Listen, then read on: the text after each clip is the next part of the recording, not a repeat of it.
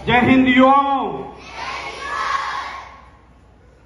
जैसा कि मैं हरदम बताता रहता हूं कि नकारात्मक सोच आएगी तो आदमी नकारात्मक बन जाता है, बुरा बन जाता है, शैतान बन जाता है। और सकारात्मक सोच हो तो वो भगवान बन जाता है।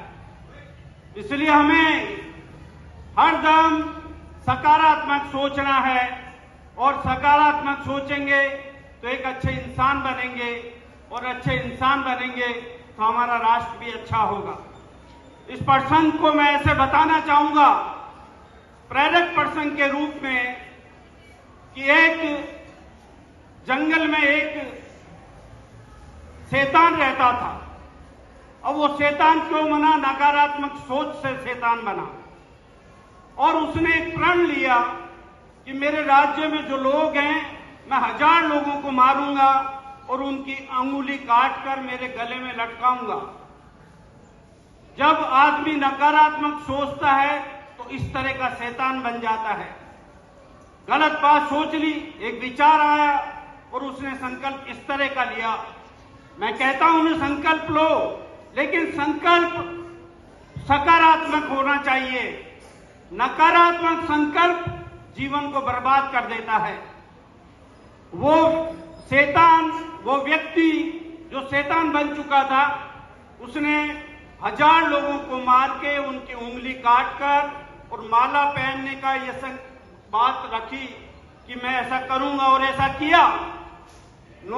और बराबर जो जंगल में रहता था उसकी माता जी उससे मिलने भी जाती थी। लेकिन जब 999 हो चुके थे, 999 लोगों को मार चुका था, उनकी अंगुली काटकर अपने गले में लटका चुका था, तो उसकी मां भी जाने से डरने लगी कि क्या पता मेरा नंबर हो। वहां का राजा जो बिंदुसार था वो भी डरने लगा कि अब क्या पता मेरा नंबर हो। उस राज्य के लोग डरने लगे कि क्या पता हमारा नंबर हो। इसलिए नकारात्मक सोच कभी नहीं रखनी चाहिए, इस तरह के शैतान बन जाते हैं। लेकिन उसी समय उसी राज्य में भगवान बुद्ध पहुंचे अपने शिष्यों के साथ में। शिष्य ने बताया कि इस जंगल में वो शैतान रहता है जिसने 999 लोगों का कत्ल करके अंगुली अपने गले में डाल रखी है और वो एक का इंतजार कर रहा है। जब भगवान बुद्ध को ये बात बताई तो शिष्य को कहा कि क्या पता मैं अगर वैसे तो नहीं जाता इस रास्ते में, उस शैतान को अब मेरी आवश्यकता है, इसलिए मुझे जाना होगा। और शिष्य को यह कहा कि तुम्हें डर लगता है, तुम रुक जाओ, मैं तो जाऊंगा।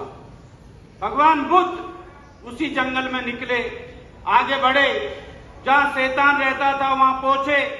शैतान ने दूर से आते हुए भगवान बुद्ध को देखा कि अब तो मेरा आखिरी शिकार आ रहा है। बड़ा प्रसन्न हुआ। एक बार जैसे भगवान बुद्ध नजदीक पहुंचे तो वो भी कांपने लगा, क्योंकि भगवान बुद्ध का जो चेहरा था इतना ओजस्वी था और इतनी चेहरे के अंदर ऐसी रौनक थी कि वो भी डरने लगा।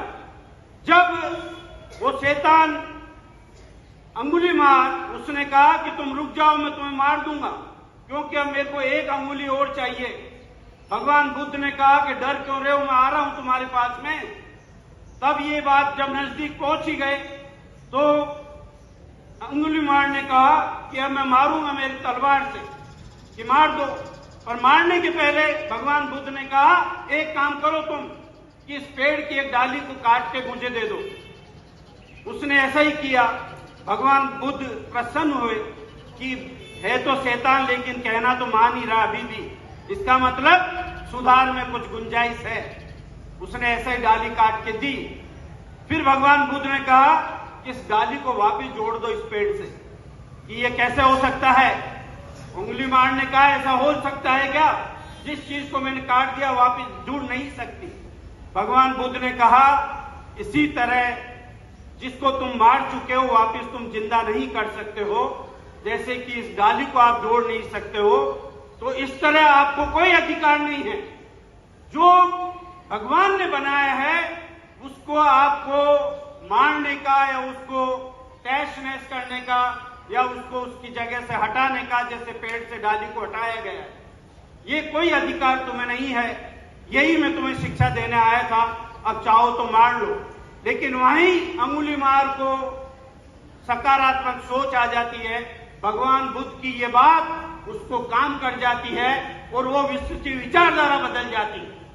और विचारधारा बदलते ही वो समझ जाता है कि मैंने जो गलतियां की है, भगवान बुद्ध मुझे शिक्षा देने आए हैं। वहां वो शिक्षा प्राप्त करता है और बदल जाता है। और इतना कह के भगवान बुद्ध वापस मुड़ जाते हैं, अपने आगे बढ़ जाते हैं और वही अंगुली मार उनके पीछे पीछे चल देता है। पीछे मुड़ के देखते हैं भगवान बुद्ध कि वो उंगली मार पीछे आ रहा है, इसका मतलब उसका दिमाग बदल चुका है, वो सकारात्मक सोचने लगा है, उसको समझ में आ चुका है कि मैं किसी को लगा नहीं सकता, मैं किसी को जिंदा नहीं कर सकता, तो मुझे मारने का भी अधिकार नहीं है। यही हमें प्रेरणा मिलती है बच्चों कि हमें किसी भी चीज को मारने का अधिकार नहीं है, किसी को परेशान करने का अधिकार नहीं है, क्योंकि सभी चीजें, सभी लोग, सभी व्यक्ति को ईश्वर ने बनाया है। हमारे पास कोई अधिकार नहीं है। इसलिए एक सोच, एक अच्छी सोच उंगली मार की तरह बदल भी सकती है और एक बुरी सोच उस उंगली मार को जैसे शैतान बना दिया, वैसे किसी को भी शैतान बन सकता है। इसलिए मैं चाहूंगा विद्यार्थियों, एक अच्छी सोच रखो, किस तरह हम लोगों की सेवा कर सके, किस तरह किसी को सहयोग कर सके और किस तरह हम अपने माता पिता का जो सपना है उसको पूरा कर सकें। जय हिंद।